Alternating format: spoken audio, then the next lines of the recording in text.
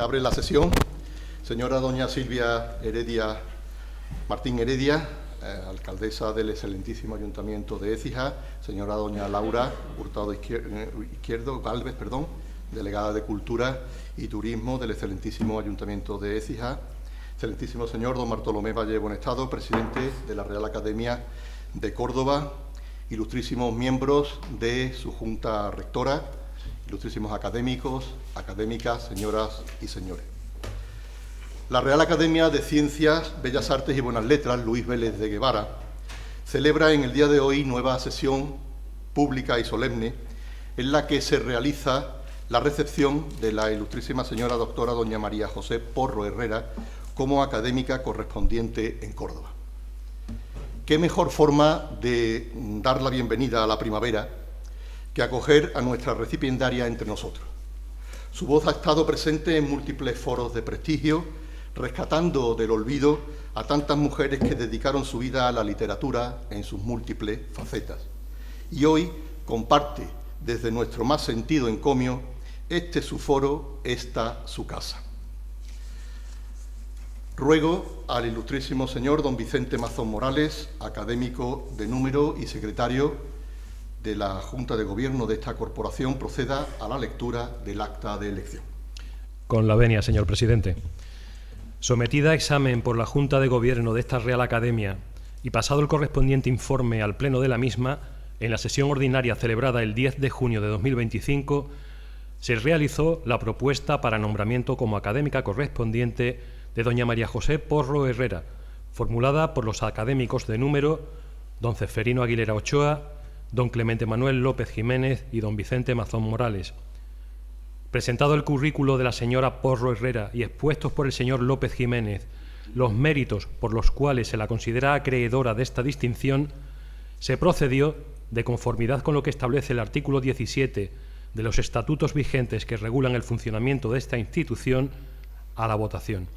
En ella se abstuvieron de participar los proponentes y como resultado se apoyó por unanimidad de los miembros presentes de esta corporación su elección como nueva académica correspondiente en Córdoba. De conformidad con lo dispuesto en el citado artículo de los estatutos que rigen esta corporación, se le notificó el nombramiento, que aceptó formalmente por escrito, mostrando el agradecimiento a la Academia por el honor conferido, y para proceder a la entrega de la medalla corporativa y del diploma acreditativo del nombramiento, así como para que la nueva académica correspondiente pueda dar lectura a su trabajo de ingreso y con ello hacer efectiva su incorporación a esta real institución, ha sido convocada por la Presidencia esta sesión extraordinaria pública y solemne que celebramos en la tarde de hoy. Gracias. Muchas gracias, Vicente. A continuación tiene la palabra el ilustrísimo señor don Ceferino Aguilera Ochoa. Don Ceferino Aguilera Ochoa, que procederá a la presentación de la recipiendaria. Cuando quiera. Con la venia.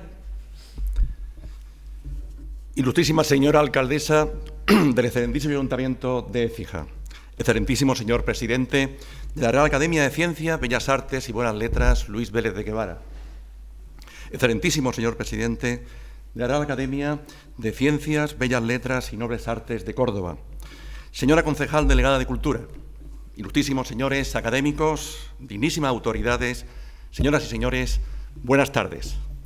Las academias nacieron del deseo de preservar, ordenar y ennoblecer el cultivo de las letras, de las ciencias y de las artes. Desde su origen han sido lugares donde el saber encuentra continuidad y donde el espíritu humano dialoga con su propia memoria.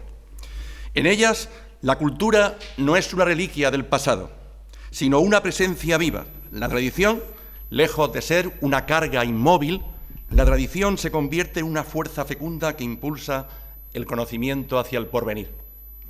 Recordaba don Marcelino Menéndez Pelayo que la tradición es la conciencia histórica de los pueblos, y es precisamente esa conciencia histórica, tejida con los hilos de la lengua, de los libros y de las ideas, la que las academias se esfuerzan por custodiar y transmitir.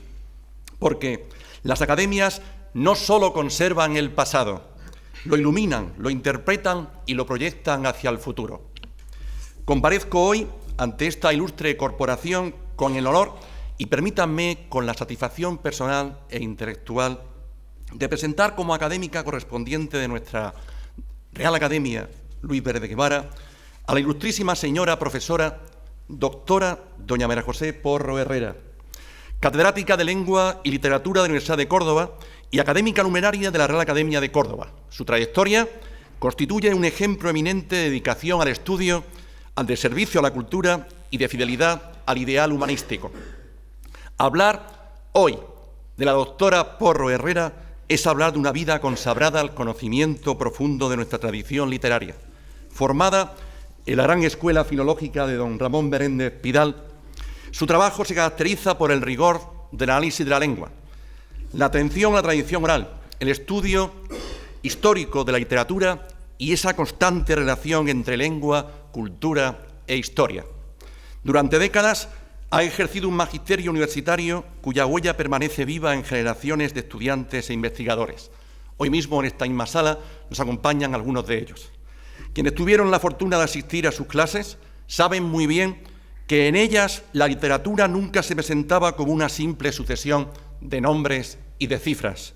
Era más bien una forma de comprender al ser humano, porque la literatura conserva aquello que a veces se escapa a los datos fríos de la historia: el latido de las emociones, la sensibilidad de una época y la conciencia profunda de una sociedad.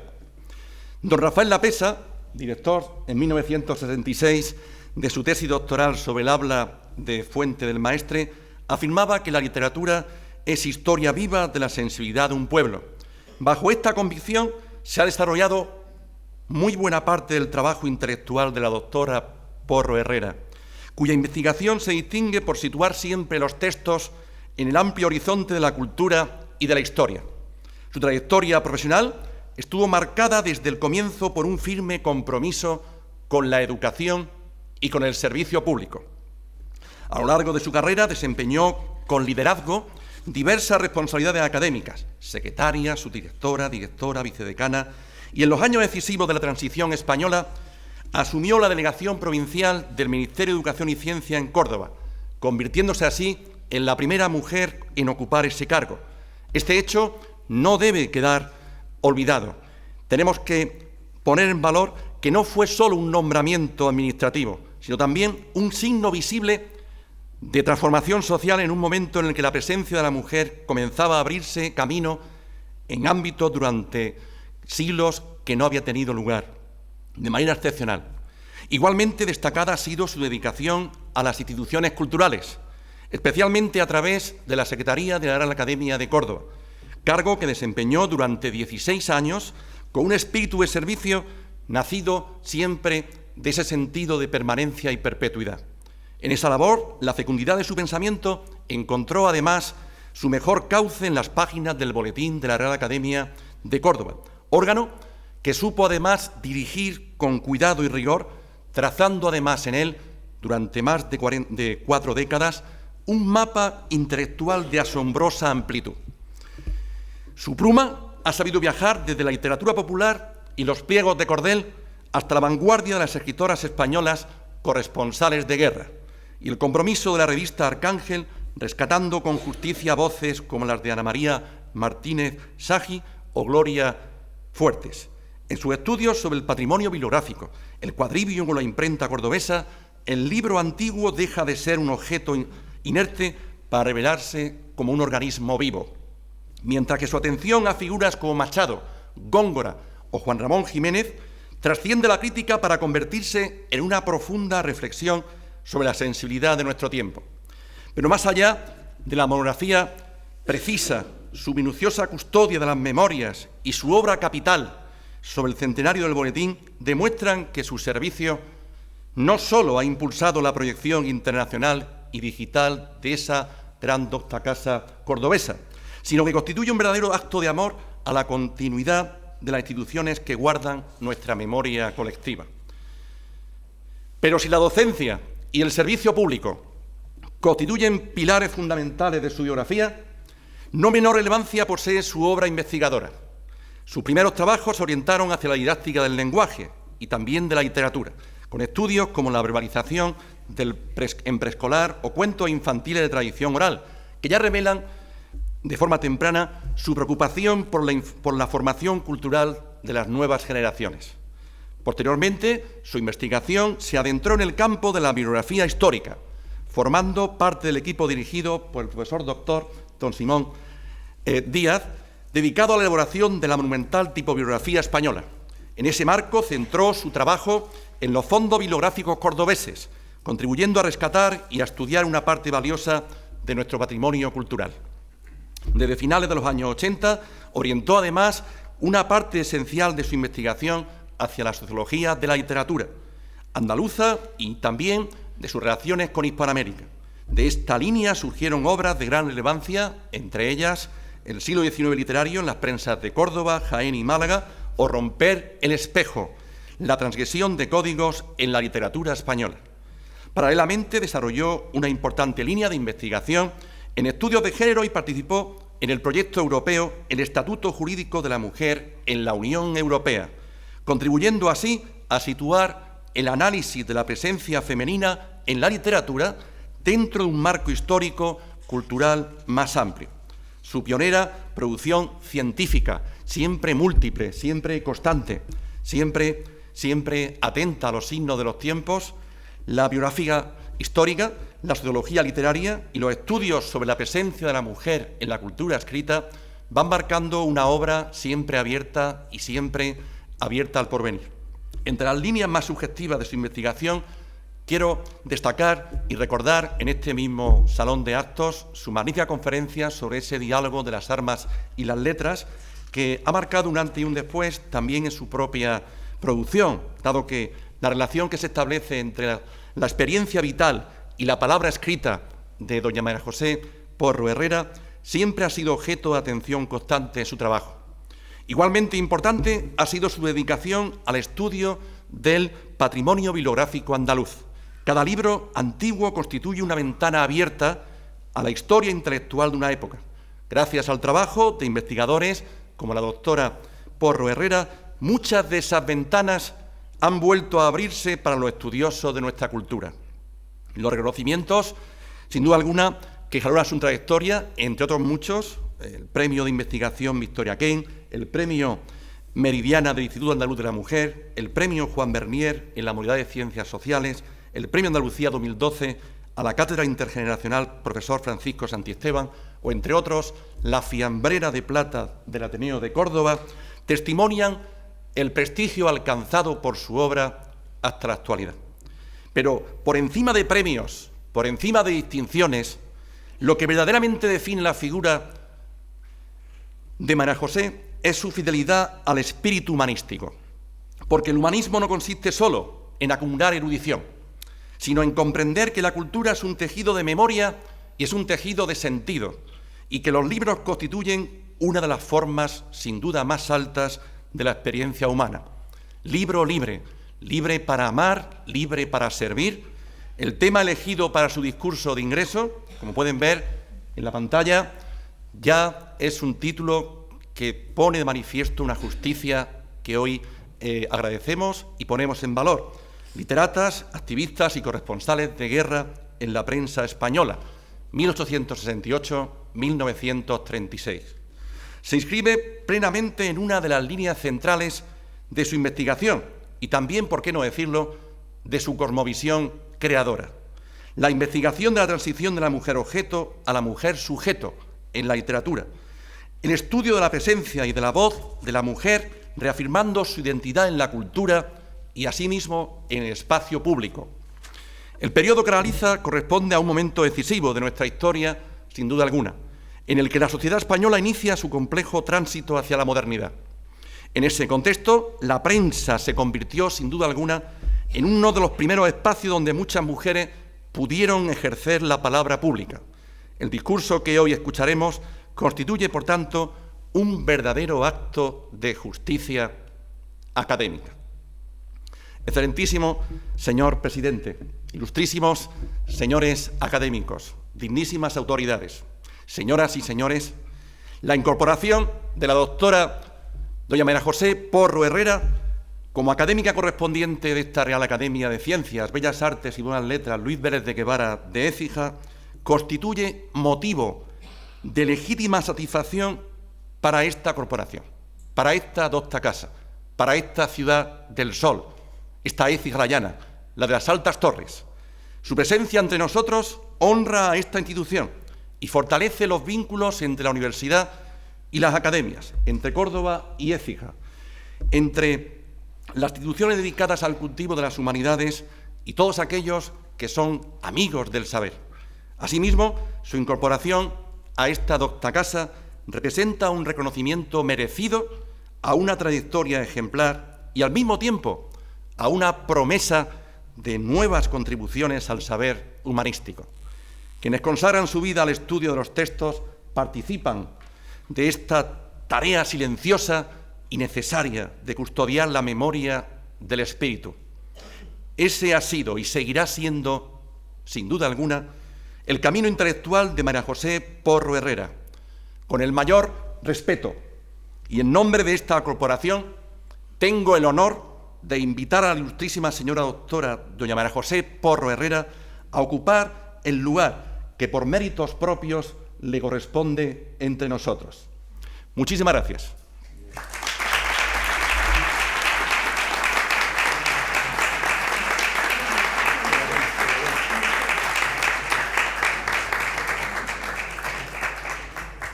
Muchísimas gracias, Ceferino, por tu extraordinaria presentación. Muchísimas gracias, decía, Ceferino, por tu presentación. Y una vez concluida la misma, se procederá a la imposición de la medalla corporativa y entrega del correspondiente diploma.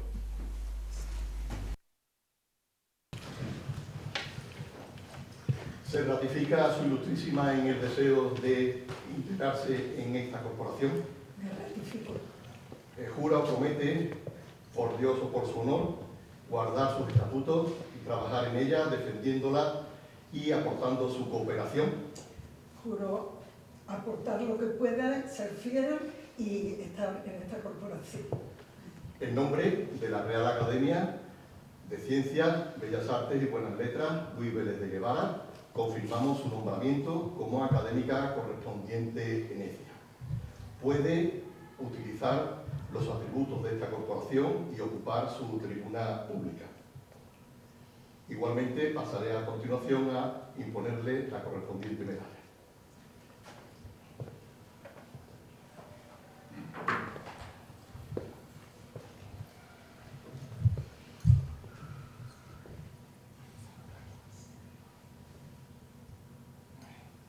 Y a entregarle el diploma.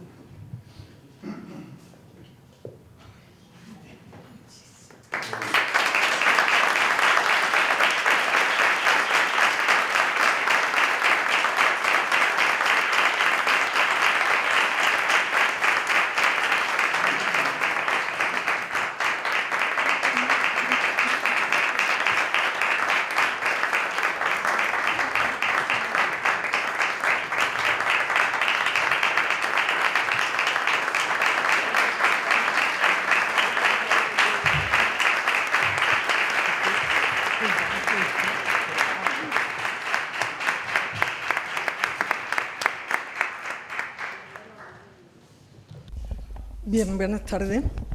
Excelentísimo señor presidente de la Real Academia de Córdoba, excelentísimo señor director de la Academia de Bellas Letras de Écija, perdón por el error, excelentísima señora alcaldesa de Écija, ilustrísimos señores académicos, amigos, familiares que veo por aquí, asistentes y todos los que están aquí sacrificando un viernes por la tarde para oír la conferencia que me atrevo a dar después de expresar mi gran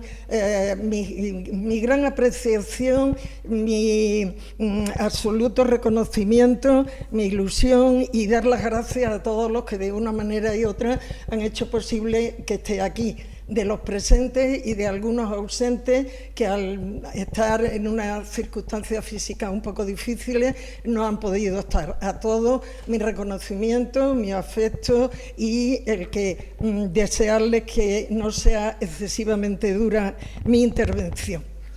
Paso a sentarme porque tengo que mirar. Bien, pues en primer lugar me permito proponerle que lo que vean ahí más o menos va a ser la dirección, el índice de lo que pudiéramos llamar de lo que voy a ir exponiendo en la conferencia. Como verán ustedes, y el título es lógicamente lo primero que van a encontrar, pero los puntos siguientes sobre los que vamos a incidir va a ser quiénes son, cuál es la tipología, más bien la tipología que la persona específica de cada una de estas señoras que intervinieron en su momento. Y como verán, como pueden ver, la he dividido en 3 grupos distintos. En cuanto a la tipología, un primer grupo, pues sería escritura de mujeres para mujeres. Otra que se titularía prensa alineada, porque hay una cierta diferencia, y otra que es la prensa no alineada. Todas esas irían en un bloque que tienen una serie de características comunes. Otro segundo bloque sería el de aquellas que fueron las activistas directas en la sociedad y en las actividades del momento, que en otros momentos se les llama librepensadoras, en otros momentos se les llama también pues revolucionarias, es decir, el nombre puede variar, pero en definitiva recurre a lo mismo, significa lo mismo. Y por último, el grupo de las corresponsales de guerra, y me voy a fijar solo en 3 porque han sido las más relevantes. Indudablemente hubo muchas más, pero las que se reconocen más o menos en el canon con esa situación son las 3 que vamos a ver. Estas mujeres en la prensa lógicamente responden a un momento histórico que vivieron y que se vio enormemente favorecido en el trabajo que iba a ser para ellas día a día en lo que por una parte podemos llamar el desarrollo del maquinismo y la industrialización progresiva. Por una parte, el desarrollo del maquinismo permitió el salto, permitió el cambio de una divulgación más o menos manual a través de la imprenta de tipos móviles y tal, hasta que la máquina entró también en los talleres de imprenta y revolucionó completamente no solo la profesión, hay también muchas tipógrafas en este momento de las que se conoce, más que se conocen cosas, pero no se han estudiado a fondo lo que tenían que, lo que habían hecho y el valor que tenían en ese paso definitivo. Luego el paso, lógicamente, a la industrialización, a ese...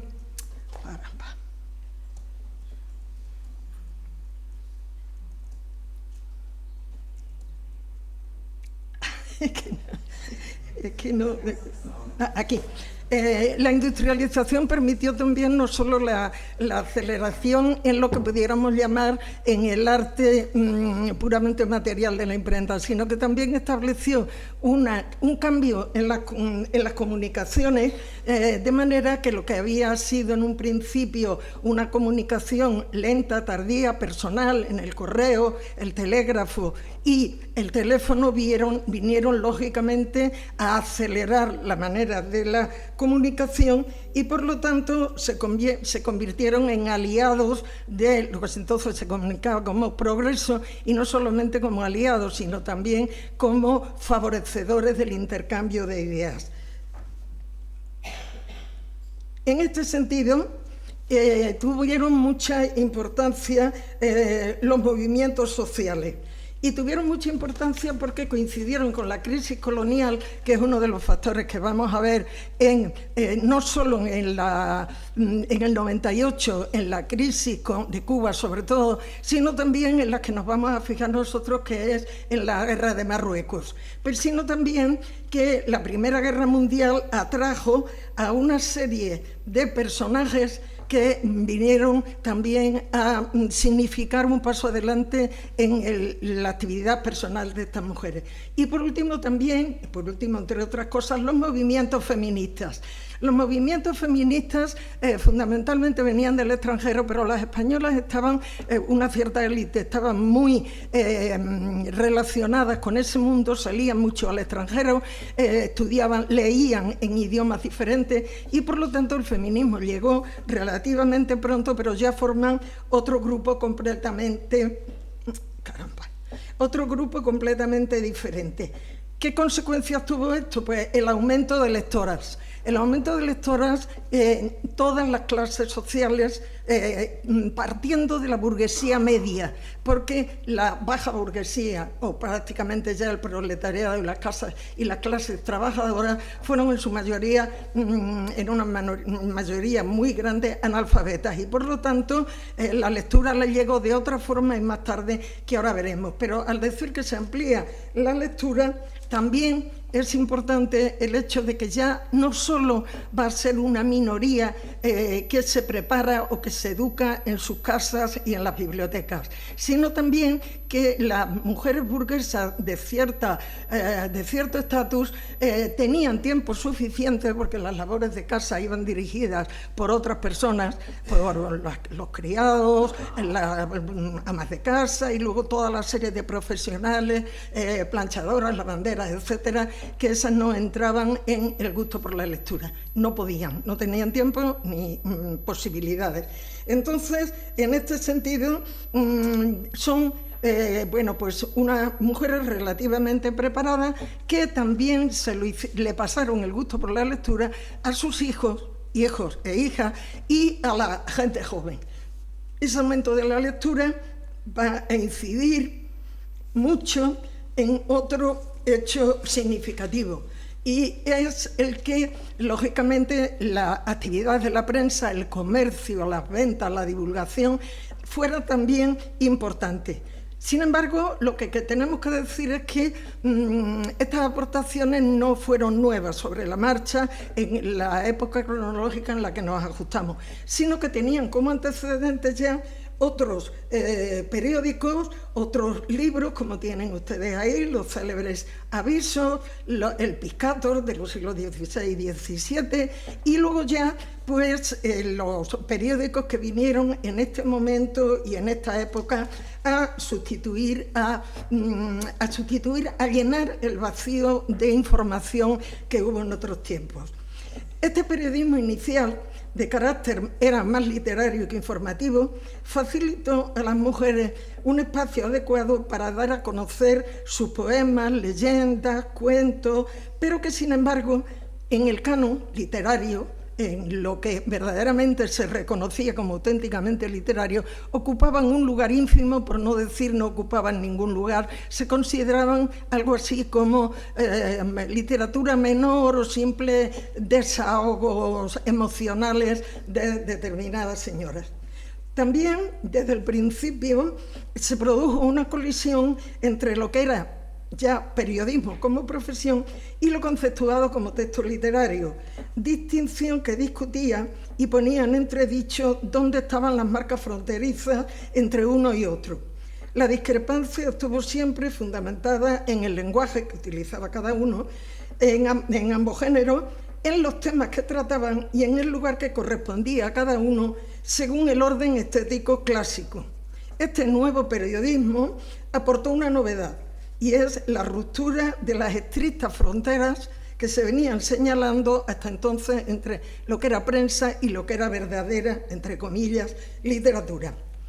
La profesión periodística comenzó siendo oficio propio de hombres, ya que el espacio público como ámbito profesional estaba vedado a las mujeres en virtud de las normas que imponía una sociedad patriarcal, regida por reglas muy difíciles, por no decir imposibles, de transgredir. No obstante, en los años finales del XIX y principios del XX se produce una abundante incorporación de mujeres a la prensa apoyada por un creciente número de lectoras, es lo que acabo de referir. Y si bien algunas escritoras, en su mayoría, respetan todavía una jerarquización sexual tradicional en los géneros literarios, es decir, lo que podían y lo que no podían o no debían escribir, y en los temas tratados, que también estaban muy especificados. Otras pretenden hacer conciliar lo privado, es decir, la emoción, el sentimiento, que es lo más tradicional que se atribuye a la mujer, con lo público, es decir, con una profesión, con una actividad de cara ya no solo al ámbito del hogar, sino también, por supuesto, fuera de ello. Empiezan, sin embargo, a hacer conciliar las dos cosas. ¿Por qué?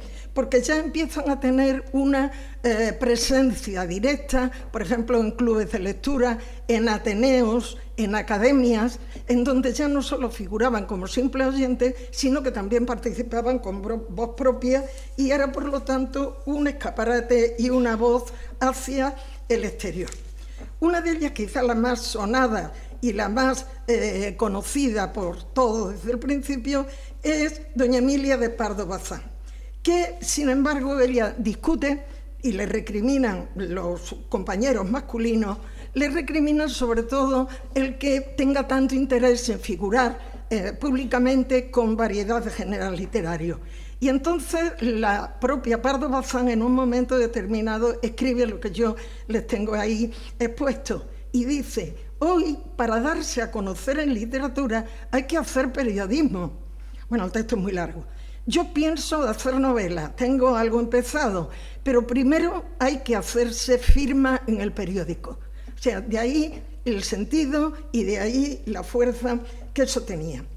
Entonces, la aparición de firmas femeninas dio como resultado discusiones y reacciones controvertidas entre sus compañeros, hasta el punto de que de la propia Emilia Pardo Bazán, a los que le critican, dice también en un momento: no tengo autoridad para enseñar, digo mi parecer, y lo digo allí donde pueden oírlo, en El Imparcial, en El Liberal, en El Español, en La Época, aquí es la Ilustración Artística, que era donde estaba escribiendo en ese momento. En 10 o 12 periódicos en los que colaboró Emilia Pardo Bazán.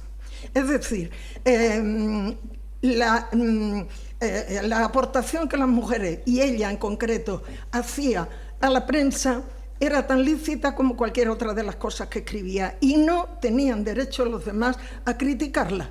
Y por eso ella responde todas esas cabeceras del periódico y muchas más en las que ella directamente participaba. Pero, no obstante, esta aparición de firmas supone que la escritora gallega todavía, sin embargo, no se plantea el dilema de si lo que escribe es literatura o lo que escribe es periodismo. Pero, sin embargo, ella se pregunta también en otra ocasión si la mujer que escribe en la prensa se define a sí misma como periodista o como escritora, es decir, no lo tiene claro todavía. Y en esto realmente está coincidiendo con lo que el filósofo que murió hace unos días y trascendental en la época moderna, Habermas, afirma, y cito entre comillas: la prensa es el espacio que permite la utilización de la esfera pública para la opinión privada. Ya está definiendo un sistema y un modo de prensa distinta a la que se venía traduciendo. En cuanto a la tipología de las escritoras, voy a pasar rápidamente porque ya la he comentado al principio cuando le comentaba cómo se iba a desarrollar toda esta charla. En este sentido, en el primer lugar, en el primer grupo, en el de las literatas, Carmen Simón la titula de esta manera: es una literatura escrita por mujeres y para mujeres, en definitiva, una literatura de damas y salones. Hablaba de la prensa periódica, pero hablaba también de las revistas que en ese momento se publicaban, editadas, como luego veremos, por mujeres y, por supuesto, también por los hombres. Bien es cierto que no todas las mujeres que se atrevieron a coger la pluma y mandar sus textos a la prensa lo hicieron bajo el mismo género literario, ni con el mismo éxito.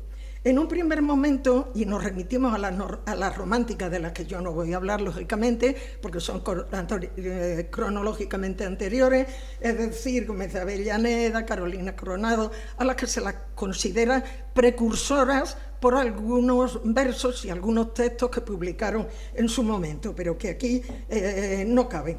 Y entonces estas respondieron al concepto tradicional de distribución espacial y jerarquizada de la literatura, es decir, Este primer grupo respondían a quiénes, dónde, cuándo y sobre qué temas se podía escribir. Estas mujeres tenían una concepción tradicional de la mujer, se desenvolvían en ese espacio de sensibilidad femenina, es decir, de la domesticidad, y sabían que a quienes se dirigían ellas con sus escritos era a mujeres burguesas urbanas, muy pocas mujeres burguesas que fueran pueblerinas, aunque pudiera haber alguno, pero fundamentalmente eran urbanas. Y utilizaron como recurso muchísimas veces en estos textos y en estas revistas que escribían, utilizaron con muchísima frecuencia seudónimos de la naturaleza más diversa. Y unos eran de corte que pudiéramos llamar más tradicional, y luego los seudónimos que utilizarán las activistas o librepensadoras serán de otra condición, de otro carácter. Pero, ¿qué sentido tenía? El sentido que tenía no solo era el ocultar el nombre porque les diera vergüenza, por no comprometer el honor de la familia, que era lo que venían diciendo, se comprometía el honor del marido que permitía a su mujer manifestar su intimidad, se transgredía el honor del padre si era una chica soltera y con el peligro de no encontrar un futuro matrimonio adecuado. Es decir, eso fue un sentido que generalmente se le da. Pero también el seudónimo tenía otra finalidad, y era que como cambiaban de seudónimo, si ustedes leen cualquier biografía de Carmen de Burgos, verán que tiene 7, 8 o 9 seudónimos, y era fundamentalmente porque eso les permitía escribir en varios periódicos. Y como ellos vivían del dinero que recibían los periódicos, hay que tener en cuenta que novelistas y periodistas no empezaron a cobrar por su tarea hasta después del romanticismo. Mucho antes lo que habían utilizado eran mecenas, pero no un sueldo por una profesión. Entonces el seudónimo les permitía ir para allá y para acá en ese sentido. Incluso algunas solo escriben con la inicial o no ponen su nombre en ningún sitio. Esto supone una dificultad muy grande a la hora de la investigación, porque no se consigue averiguar a quiénes responden esas iniciales, muchas coincidían, y otras veces cuando es un anónimo, pues entonces un texto anónimo no hay manera de entender lo que iba pasando.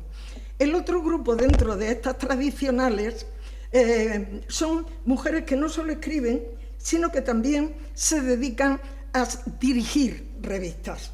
Y esa escritura en revistas la toman sobre todo, ahí tienen ustedes las dos primeras, la que se titula La Violeta y la segunda que es La Dama, que no son revistas españolas, son revistas extranjeras, pero que nuestras escritoras y nuestras literatas, vamos a llamarlas así, utilizan como lectura que les ayuda pues a inspirarse, a formarse y a reconocerse.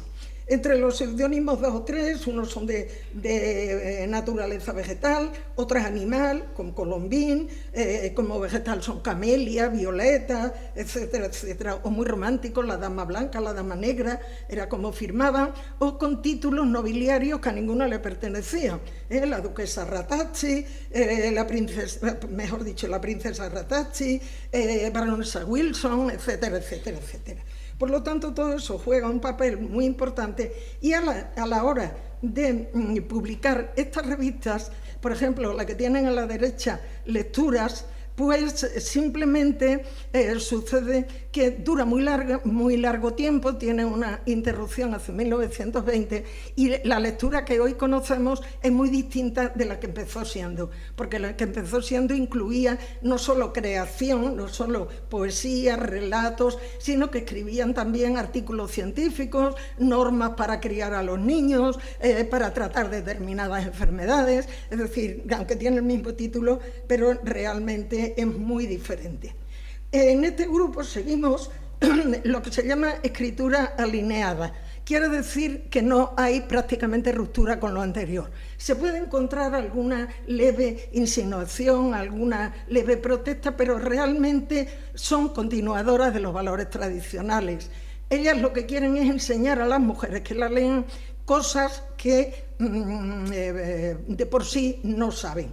Y los temas fundamentalmente aquí ya entran temas biográficos, sobre todo los biográficos de mujeres famosas, de féminas gloriosas, es decir, de reinas, de personas que habían sobresalido, tipo Beatriz Galindo, en las letras o en las artes, y también introducen mucho temas religiosos y temas geográficos, vidas de santas hay muchísimas en todo esto.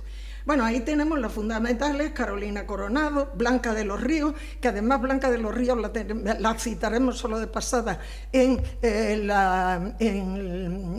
cuando hablemos de las reporteras de guerra, porque ella no fue propiamente una reportera, ella fue que viajó por varios sitios y sobre todo Blanca de los Ríos se fijó en el desastre del 98. Hay algunos sitios actualmente en los manuales o en los estudios de literatura que se la asimila a la generación del 98, no a otras generaciones anteriores o posteriores. Y ella era una nacionalista ferviente que luchó contra, contra el pesimismo, contra el sentimiento de humillación, el sentimiento de pérdida, que los hombres del 98, los escritores, repiten una y otra vez, y ella lo que quiere es incitar a que se salga de ese marasmo y de esa bulia. En el caso de Josefa Massanés veremos más tarde, porque fue una nacionalista también, católica, catalana, que luego la veremos en otro lugar. Y por último, en esta escritura ya progresista, una escritura que ya no se aferran solo a lo tradicional, sino que introducen novedades, siguen siendo católicas liberales, siguen teniendo un pensamiento conservador, reclaman el derecho a la igualdad, pero fundamentalmente la igualdad que reclaman es la libertad de trabajo, porque la libertad de trabajo exigía también libertad de salario y una igualdad en el salario que recibía el hombre y que recibía la mujer, que solía ser el 50%. Entonces, en esta reclamación, el derecho a la igualdad iba más por el derecho del trabajo femenino y el derecho también a ser consideradas iguales a los hombres en algunas otras facetas. Y luego, entre esas, pues ahí tenemos a Carolina de Soto y Corro, a Isabel Oyarzábal, que cambió mucho, fue primero muy tradicional y luego se pasó al movimiento socialista y escribe temas y en revistas de carácter muy variado, y Pilar Sinué, que también pues se mueve entre lo que pudiéramos llamar estas dos aguas de lo tradicional y lo tradicional y lo moderno, pero sin llegar a romper absolutamente con todo lo tenía. Bien, antes de pasar a las activistas librepensadoras, en resumidas cuentas de todo este primer grupo, y muchas de estas características no las voy a repetir, pero se van a volver a dar en las librepensadoras y también en las corresponsales de guerra, pues la mayoría de ellas coinciden en lo siguiente. Coinciden en que pertenecen a la alta aristocracia o a la burguesía, todas. Son mujeres cultas, autodidactas, que hablan varios idiomas, prolíficas lectoras en su lengua y en otras diferentes, lo que les permite también ejercitarse y publicar traducciones de libros extranjeros que por la censura rígida en esta época, muy fuerte sobre todo con la censura de Primo de Rivera, eso se nota mucho más en las corresponsales de guerra, pero luego también con posterioridad con otras censuras políticas y por supuesto la censura religiosa que estaba ahí detrás de todo lo que estas mujeres se atrevían a hacer. Bien, más características. Por supuesto, gozaban de autonomía familiar y económica, no necesitaban que las mantuviera. Es más, muchas de ellas que tuvieron amantes variadísimos, casi en ocasiones mantenían ellos a los amantes correspondientes o al marido. El caso de Pardo Bazán, que estuvo manteniendo a su marido toda su vida hasta que se murió el marido, que se murió antes que ella. Son grandes viajeras en el extranjero. lo que le hace que se puedan relacionar con esos personajes. Se consideran escritoras, y escritoras que quieren pasar la barrera de lo privado a lo público, y por lo tanto quieren que se les reconozca, ahí también está la necesidad de igualdad, que se les reconozca su valía, al igual que se les reconoce a los hombres. Las tesis feministas van apareciendo de una manera más o menos intensa según va pasando el tiempo y según la educación y el sentir de cada una de estas mujeres. En esto ya entramos con el grupo de las activistas o librepensadoras, o como las queramos llamar. Cuando la agitada vida sociopolítica española se recrudeció en el último decenio del siglo XIX y sobre todo en el primer decenio del siglo XX, el periodismo tradicional fue cambiando, dando paso simultáneo a nuevas publicaciones que priorizaban y exigían colaboraciones, sobre todo de carácter literal e intelectual. Por otra parte, la consolidación de algunos partidos políticos con grandísimo número de afiliados y de partidarios, que en su mayoría eran analfabetos, necesitaban y reclamaban también una información fiel no solo de las grandes concentraciones urbanas, es decir, los obreros de fábricas, de talleres, etcétera, sino también querían una información de actualidad y de todo lo que pasa en el primer cuarto de siglo en el campo.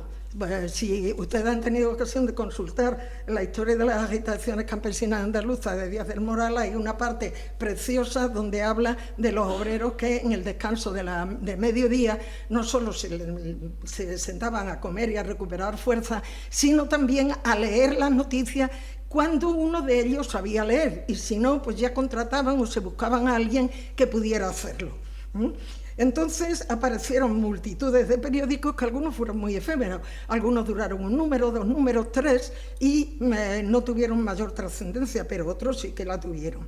Y en este momento pues surgen una serie de mujeres que ya no solo se van a dedicar a escribir, lo fundamental para ellas va a ser que lo que escriban resuene en revistas propias de su ideología y sobre todo en mítines. Fueron multitud de mítines y de conferencias, ahí tienen ustedes en un mítin a Margarita Nelken, en otro a Victoria Kent, porque lo que buscaban era servir de ejemplo y de docencia, que sus textos fueran enseñanza para las mujeres analfabetas y las que no siéndolo querían aproximarse a ellas. Publicaron, ahora veremos, alguna revista y fundaron otras muchas más. Pero lo que también tenemos mucho interés es que dentro de la igualdad introducen nuevos temas. O sea, ya no solo la igualdad en el trabajo, sino también la igualdad entre hombres y mujeres, sino una educación laica, yendo de la censura religiosa, quieren el divorcio, quieren derechos laborales, quieren derecho al aborto, quieren matrimonio libre, etcétera, etcétera, etcétera. Eso era lo que ellas consideraban como más importante y sobre todo como digno de ser tenido en cuenta. Entre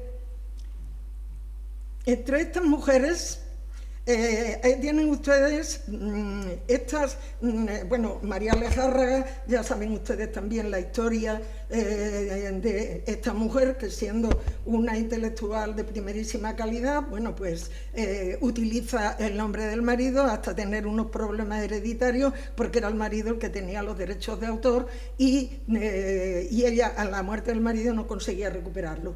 Tienen ustedes también a Victoria Kent, que no solo era una política excepcional, sino que también escribía textos, no solo jurídicos, sino también textos de acuerdo con su mentalidad y situación. Y de todas las demás, estas son abiertamente como desparramadas, perdonen la expresión vulgar, pero es que era así, desparramadas entre distintos partidos o distintas variantes dentro de cada partido.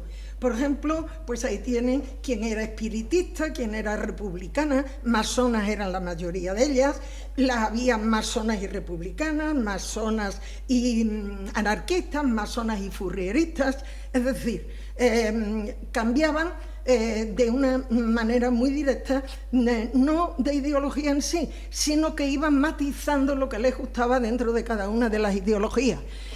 Y se quejaban abiertamente de que de que sus compañeros no siguieran, sus compañeros de partido, sus compañeros de profesión, no las ayudaran como tenían que ayudarles. Y les reñían en público y en las revistas donde publicaban. Y traigo dos ejemplos que son muy curiosos. Lucía Sánchez Saornil, que fue una de las más encarnizadas en el sentido de dar mítines y sobre todo de publicar revistas que luego que iremos viendo. Pues le pregunta a un compañero de la CNT, que sabemos quién era porque lo dice ella en el periódico Solidaridad Obrera. Le pregunta al compañero: ¿y tu compañera por qué no viene a oír la conferencia? Y la respuesta, dice ella, me dejó helada. Le contesta: mi compañera tiene bastante que hacer con cuidarme a mí y a mis hijos. Esa Mercedes Saornil. Dice, el título del artículo es La cuestión femenina en nuestros medios. Pero luego hay otra, Lola Iturbe, menos conocida, pero también muy relevante. Esta publica en otra de las revistas más activistas del momento, Mujeres Libres. Dice, todos los compañeros, tan radicales en los cafés, en los sindicatos y hasta en los grupos de la FAI, suelen dejar en la puerta de su casa el ropaje de amantes de la liberación femenina y dentro se conducen con la compañera como vulgares maridos. La expresión no es mía, ¿eh? Y esto lo publica en Tierra y Libertad. Bien, las escritoras librepensadoras más conocidas por su activismo que por su escritura, al igual que las tradicionales, no carecen de forma similar de saber idiomas, de viajar, etcétera, etcétera. En los seudónimos y en la nomenclatura apropiada para la designación, para la identidad de hombres y de mujeres, pues suelen utilizar nombres indistintamente para hombres, para mujeres, como del tipo de Floreal, Libertad, Polinice, Hipatia, que la conocemos también recientemente, bueno, si no tan recientemente, por sobre todo la publicidad que se le dio desde la película, y también suelen firmar igual que las demás, o con iniciales o simplemente anónimas. En este sentido, como verán ustedes, estas activistas colaboraron en prensa variada. Ahí hay Carmen de Burgos, que habla de la mujer moderna y sus derechos. Carmen de Burgos fue una de las directoras de revistas, concretamente ella fundó y dirigió y pagó una revista que se llamaba Crítica Literaria, que no era ya una revista para mujeres, pero una revista científica, donde también podían colaborar compañeros, colaboradores, hombres, masculinos, etcétera, etcétera. Y esa es una... Bueno, pues aquí vemos a Carmen de Burgos, que publica en La Esfera, en esa revista suya, en El Heraldo de Madrid, que es el que patrocina la ida de Carmen de Burgos a Marruecos para la corresponsalía, en El Diario de Madrid, las dominicales, que es donde publican generalmente casi todas las que hemos visto en esa fotografía colectiva, en La Luz del Porvenir, que es Rosario de Acuña, y luego como directoras ahí, en los periódicos anteriores, en las revistas anteriores, son colaboraciones personales, no únicas suyas. Pero como directoras de revistas, pues ahí tenemos también Mujeres Libres, que ya digo que era muy importante, otra que se llamaba Redención, la Revista Blanca, Soledad Gustavo, que fue muy conocida sobre todo en la colección de la novela corta, y que es Soledad Gustavo es el nombre, pero tiene también su seudónimo correspondiente. Y por último, estas que aparecen aquí son la revista Origrana. La revista Origrana es la primera revista femenina que se edita en Cataluña, y además las tipógrafas y las escritoras y el equipo, digamos, diríamos de redacción, como ven ustedes en esa imagen, eran todas mujeres. Estaba dirigida por Carmen Carr, que también es uno de los nombres que más pueden sonarle. Y esta revista con el tiempo pasó al catalán ya como lengua reivindicativa también dentro de los derechos de los hombres y de la mujer a la utilización de la lengua propia. Pero en la revista Blanca y en las otras, en Or y Grana, estaban escritas en un principio en castellano. Y luego de entre todas estas se saca fuera dentro del radicalismo feminista, pero que ya ella tiene un nombre propio, que es Federica Montseny, que saben ustedes que fue una de las ministras de la República. Y Federica Montseny también, fundamentalmente, aunque escribe, igual que Clara Campoamor, también escribe, pero Clara Campoamor muy poco, se dedican fundamentalmente al proselitismo, por llamarle así, político. De manera que el meeting y las conferencias eran sus características más renovadas, más directas. Cuando les decían que lo que ella defendía no progresaba suficientemente, que aquello iba demasiado despacio, ella en uno de los momentos escribe: la tradición y la costumbre son cosas que mueren despacio, pero una puede agarrarse a sus principios mientras intenta arrastrar a la sociedad de masas hacia adelante, hacia un mañana mejor. Es decir, muchas de ellas es el mañana utópico y sobre todo la igualdad y tal, que luego ya políticamente pues marcaría a los partidos correspondientes. Y entramos ya pues en la tercera, en el tercer grupo. Pues no quiero alargarme demasiado. Bueno, pues quiero que entramos ya en las reporteras corresponsales de guerra. Y estas corresponsales de guerra, el reporterismo femenino abre un nuevo capítulo en la historia de la prensa, sobre todo en la forma de transmitir la noticia, en la que ahora ellas se van a caracterizar fundamentalmente por reunir tres notas fundamentales en sus escritos. Uno es la información, que es para lo que las cabeceras de sus periódicos, los directores de periódicos, las mandan fundamentalmente como corresponsales. Entonces, uno es la información. La segunda es la presencia in situ de la periodista. O sea, ya no se conformaban con los relatos de agencia, con las noticias que le pudieran dar otros, sino que le enviaban personalmente a pues, estos periodistas, en este caso a estas mujeres. Y por último, una novedad que atiende a una variedad de temas mayor que en los corresponsales masculinos. No quiere decir que en los masculinos no existe, pero con menos densidad o con menos intensidad. Es decir, la parte de lo que se solía llamar la sensibilidad femenina. Entonces, esa última parte es un comentario personal acerca de lo que estaba sucediendo. Y en ese comentario personal utilizan algunos trucos. Y es porque, claro, la censura estaba completamente encima de ellas y de ellos también, pero de ellas mucho.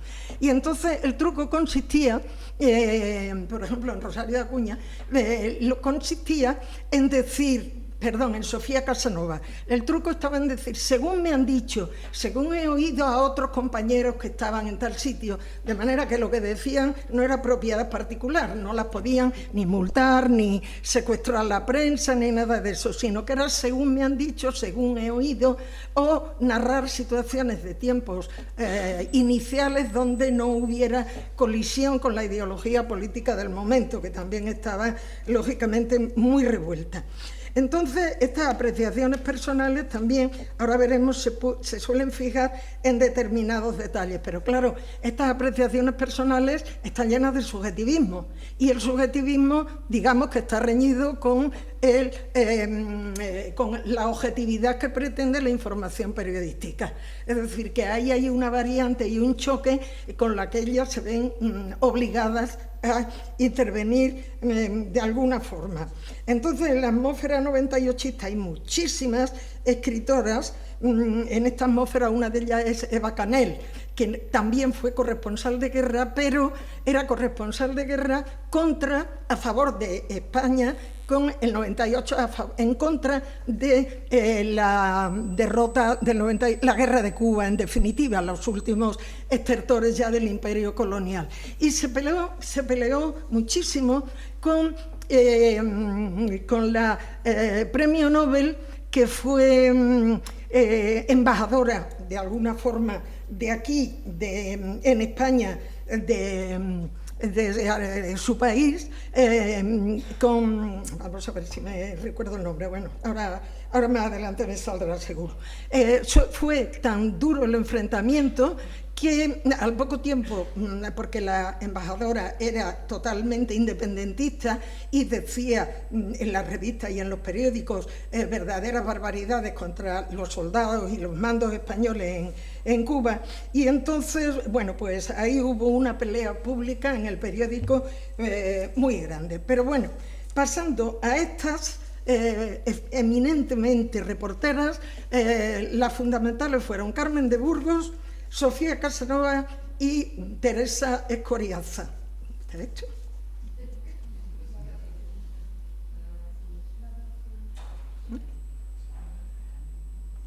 Bueno, les hablo y seguimos. Carmen de Burgos... No. El caso es que yo las tengo aquí. Aquí, ahora. Carmen de Burgos, Teresa Escoriaza y Sofía Casanova fueron las tres fundamentales que se dedicaron. Las circunstancias biográficas personales fueron muy similares, de la aristocracia o de la burguesía, etcétera, etcétera. Carmen de Burgos y Escoriaza fueron republicanas. Y por el contrario, Sofía Casanova fue muy voluble en el sentido de que primero fue, como ahora veremos,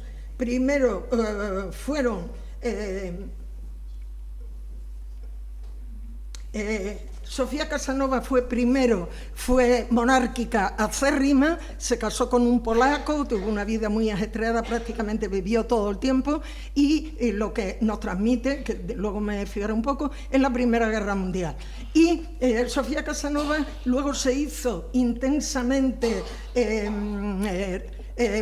bolchevique, entrevistó a Lenin y a Trotsky, y con unos retratos totalmente de adhesión a la causa, y luego, ya viendo el resultado, cómo iba la Primera Guerra Mundial, pues luego volvió a cambiar y los maldecía con todo su alma y los llamaba cobardes por no haber sabido retener y detener los bolcheviques, que eran los que habían tenido, según ella, la culpa de toda esa derrota.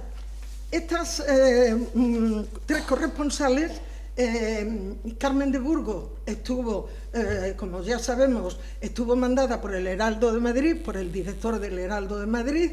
Teresa Escoriaza mandaba para sus escritos a Libertad, que era el periódico más revolucionario de la época en estos momentos, hasta tal punto que Escoriaza se casó y con su marido se fue a Estados Unidos. Se quedó allí, tuvo muchos problemas, vino, pero se quedó allí y terminó, que es la imagen que tienen ustedes ahí, dando mítines y sesiones en una emisora, pero una emisora para españoles. Y entonces describió la Primera Guerra Mundial también, pero sobre todo hablaba de enfrentamientos de españoles y de nacionalismos hispanos.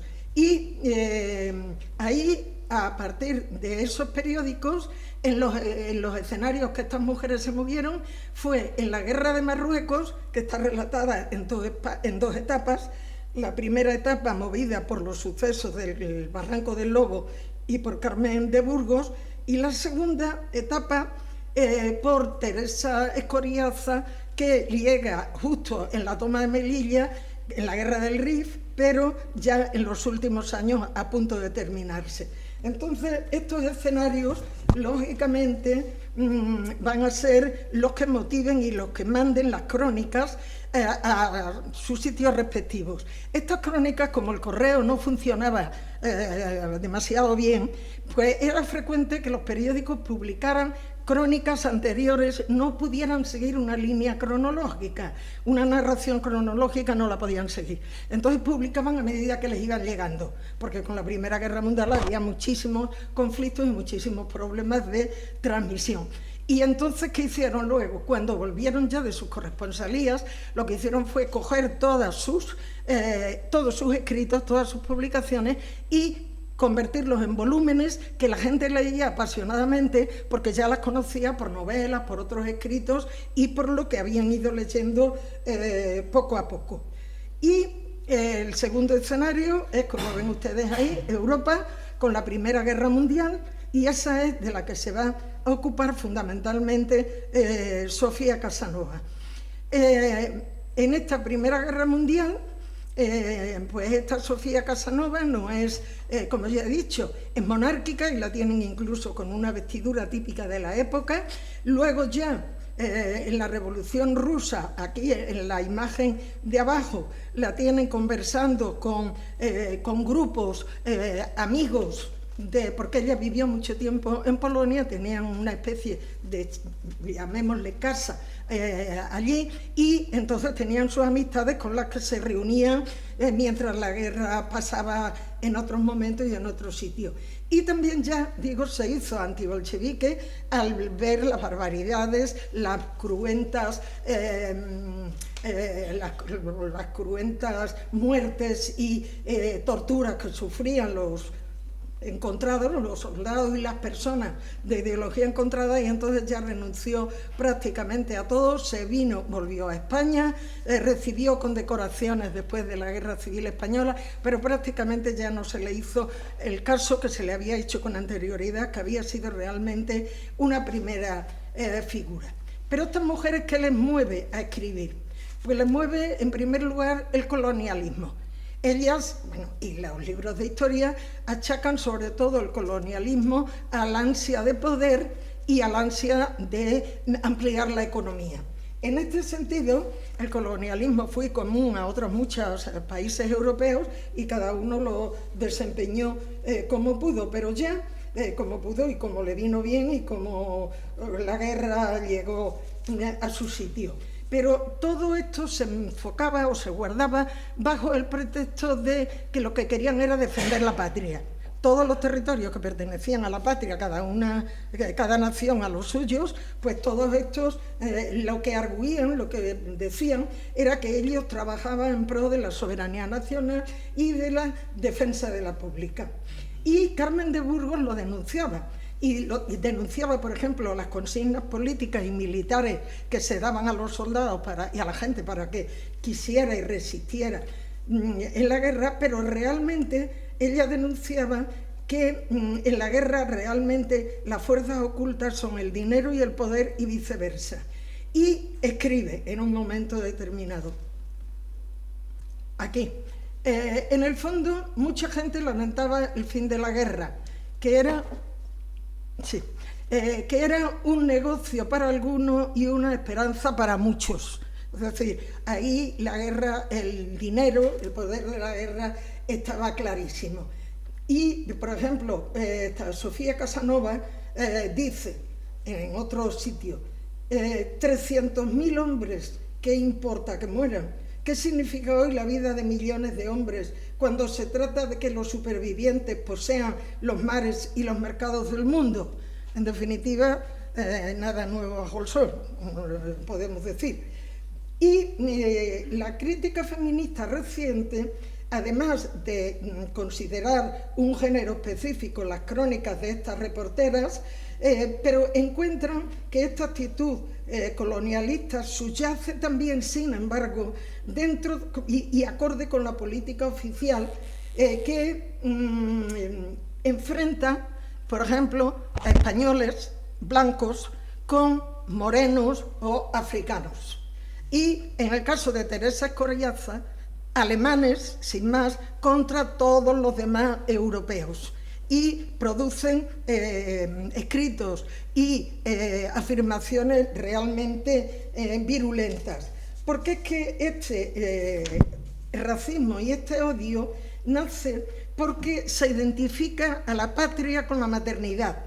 Y entonces la patria madre es por la que hay que luchar y por la que hay que combatir. Es lo sublime y es sobre todo lo que hay que hacer, pero el odio está detrás. Y el sentimiento de fracaso, pues lo cuenta, por ejemplo, Carmen de Burgos, dice en una carta y en una crónica de Madrid del 19: van a cumplirse 2 años desde que los bolcheviques mandan en Rusia, porque ella opina de todo también, no solo Sofía Casanova. Los cálculos de probabilidades han fallado. Los bolcheviques y su malhadado sistema pasarán. Ellos son un episodio efímero, el más sangriento y horrible de la Revolución Rusa. Es decir, todas están de acuerdo en una situación que, en definitiva, el odio suscita repugnancia y el asco. Y, por ejemplo, Carmen de Burgos tiene un choque con unos alemanes cuando Carmen de Burgos está viajando con su hija por Europa. Pues ella quiere subir a un tren y unos soldados alemanes se lo prohíben terminantemente. Y dice lo siguiente, los describe de la manera siguiente, hablando de la crueldad. Los alemanes se manifiestan con un espíritu bélico y militarista que oprime y asusta. Los alemanes son, en efecto, de una raza distinta, inferior, si no miente la frenología. Esas frentes espesas, huesudas, cuadradas y todos esos rasgos macizos acusan animalidad, grosería, su pensamiento tardo, que se refleja en los ojos de cristal, sin mirada, con esa expresión vaga, incierta, desleal y sin fuerza. Por lo tanto, es una descripción durísima de lo que indica, bueno, pues un rechazo, un antirracismo, o mejor dicho, un racismo evidente y claro. Voy terminando, y de ese odio surge en estas escritoras lo que pudiéramos llamar un cierto pacifismo y un antibelicismo. Y ese venía de antes, lo que pasa es que nadie lo había puesto de manifiesto. Por ejemplo, hay un cuento de Pardo Bazán que comenta cómo fue recibida, después del desastre de Cuba, cómo fue recibida la familia de uno de los generales que habían luchado en las colonias. Y la mujer era mulata, y venía con su niña, sentada la recibieron en el medio de comunicación de entonces, en una especie de coche de caballos, que venía con sus criadas, que eran esclavas, evidentemente, y con un loro, un papagayo, dice, de muchos colores, y la gente la insultaba. Y entonces eso ya se ve, no solo el odio, sino que a continuación ella dice: así se demuestra cómo no se acoge con igualdad, con sentimiento y con afabilidad a personas de raza distinta. Es decir, ahí ya está el pacifismo. Bueno, pues ese pacifismo aparece en muchas otras ocasiones. Y critican, que en el texto, pero no quiero entretenerles más, critican de una manera dura, pero evitan enfrentarse directamente con la censura primorriverista. Y cuando hablan de lo malos que, por ejemplo, en las guerras de Marruecos, lo mal que se habían comportado, no el ejército de a pie, sino los grandes cargos militares, lo mal que habían sido dirigidos desde la península, y que la tragedia nace de los mandos disparatados, según ella, de lo que pasaba en lo que pasaba realmente en Marruecos, pues entonces ellas lo que hacen es decir entre líneas que pobre gente que sufre, y que los españoles eran los españoles del RIF, que eran muy buenas personas porque los que luchaban eran los hombres, pero cuando veían a las mujeres y a los niños rifeños huir de la guerra, o los veía enfermos, o los veía de alguna manera derrotados, pues los acogían muy cariñosamente. Es decir, nadaban un poco entre dos aguas para no verse supeditadas pues, a una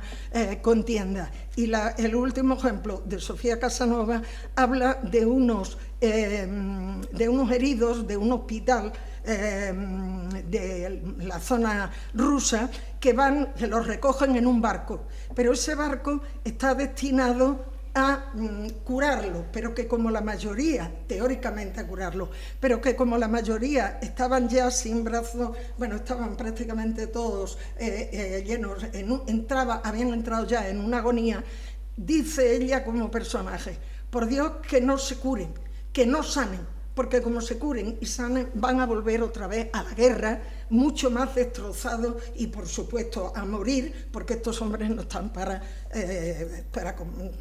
combatir.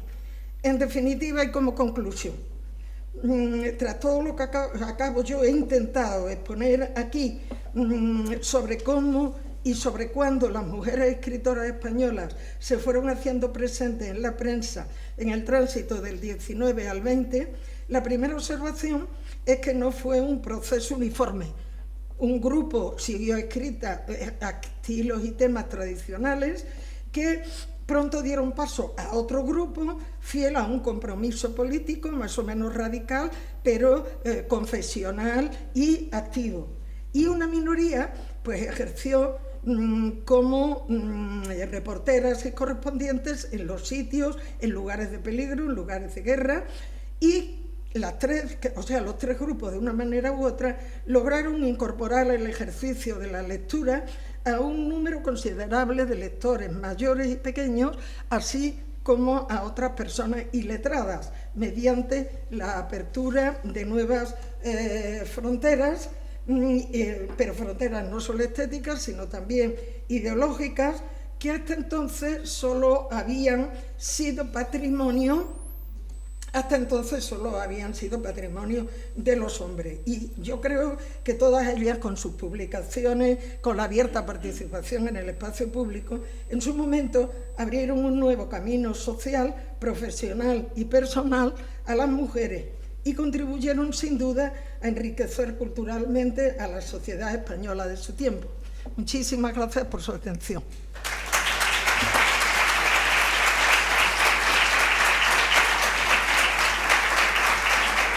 Muchas gracias. Muchas gracias.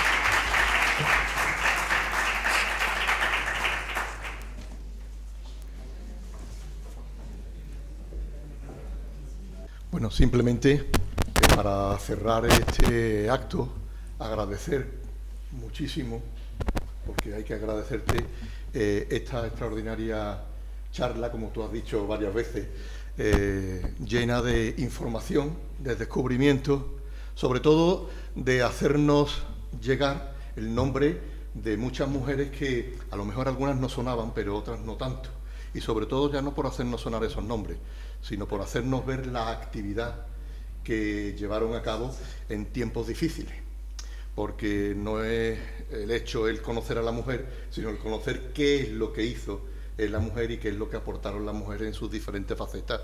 Y a lo largo de unas etapas históricas, como ha muy bien expuesto, complicadas, convulsas y llenas de cambios políticos, ideológicos, económicos, introducción de la modernidad, etcétera, etcétera, etcétera. De manera que yo personalmente estoy muy agradecido y creo que todos los que están aquí presentes han abierto sus mentes a todas tus palabras y nos llevamos una buena lección. De manera que muchísimas gracias y con esto pues cerramos la sesión de esta noche agradeciendo a todos ustedes su presencia y esta visita a los que vienen de Córdoba a esta ciudad para este acto. Pues muchísimas gracias y buenas noches.